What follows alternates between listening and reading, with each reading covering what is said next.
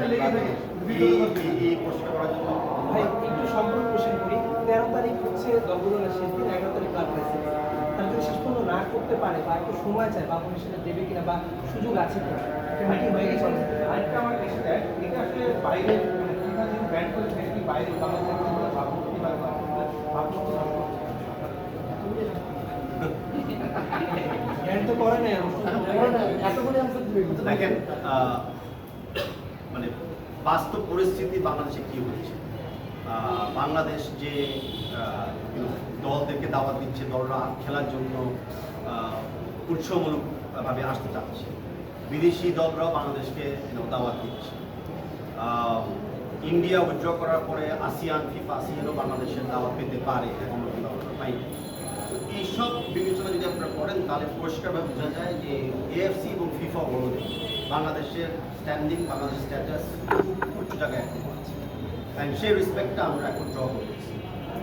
নাও সামনের দিকে আসি যে ক্লাব রেজিস্ট্রেশন থেকে ব্যান হওয়া, এটা একটা খুবই রুটিন ব্যাপার। আমাদের বাংলাদেশে অনেকগুলি ক্লাব রেজিস্ট্রেশন সাসপেন্ড হয়েছিল, তারা আবার টাকা পয়সা শোধ করে আবার কিন্তু রেজিস্ট্রেশনটাকে আবার বহাল রেখেছে।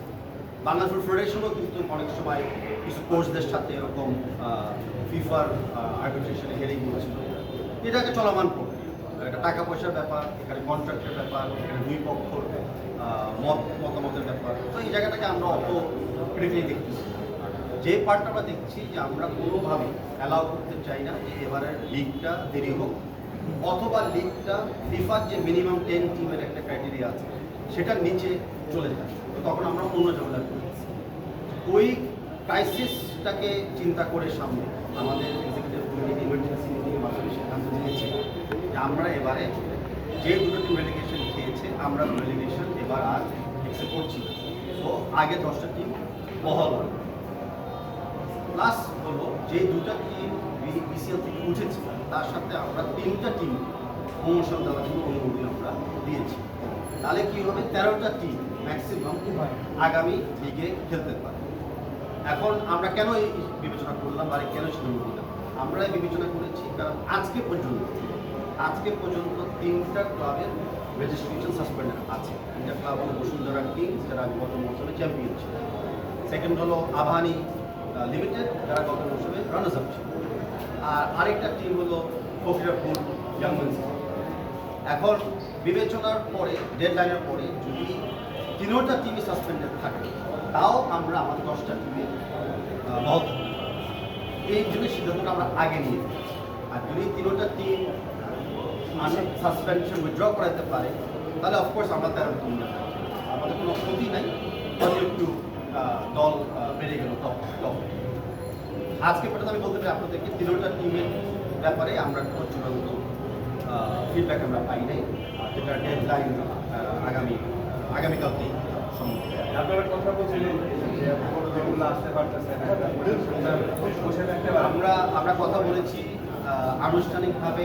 আমি দলদের পক্ষে ফিফার সাথে মিটিংও করেছি, আমি চিঠিও লিখেছি দলদের পক্ষে, কিন্তু ফিফার ডিসিপ্লিনারি কমিটি এই জায়গাতে অ্যাবসলিউটলি স্ট্রিক্ট যে ক্লাব এবং প্লেয়ারদের বা ক্লাব এবং কোচদের ইস্যুটা সেটেল না হতে পারে তারা ছাড় দিবেন।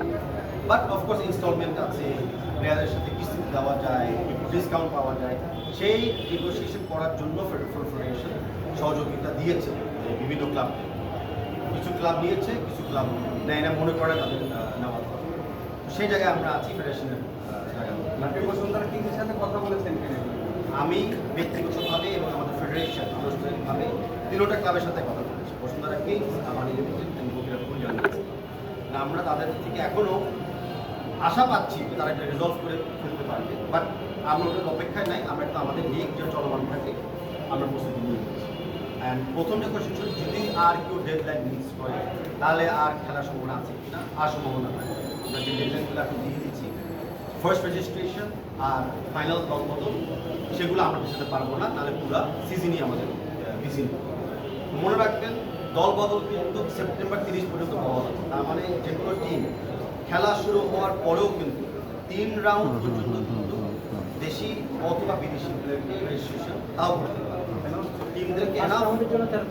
টিমদেরকে এনাফ স্কোপ দিয়েছি যে এই ইস্যুটাকে তারা শেষ মুহূর্ত পর্যন্ত চেষ্টা করে রিজলভ করেছিল তারা আসলে। কিন্তু এর চেয়ে পরে আমরা বিএফএফ করে দিচ্ছে নাকি ফিফা বিএফএফ করে বিএফএফ এর নৈতিকতার সিদ্ধান্ত সবসময় হলো ফুটবল প্লেয়ারদের পক্ষে, প্লেয়াররা যেন খেলতে পারে, ক্লাবদের পক্ষে। কারণ আমরা সবাই জানি, স্বীকার করতে কোনো অসুবিধা নাই যে ক্লাবদেরকে ফুটবল থেকে আমরা ওরকম কোনো আর্থিক অন্য কোনো সহযোগিতা আমরা দিই না।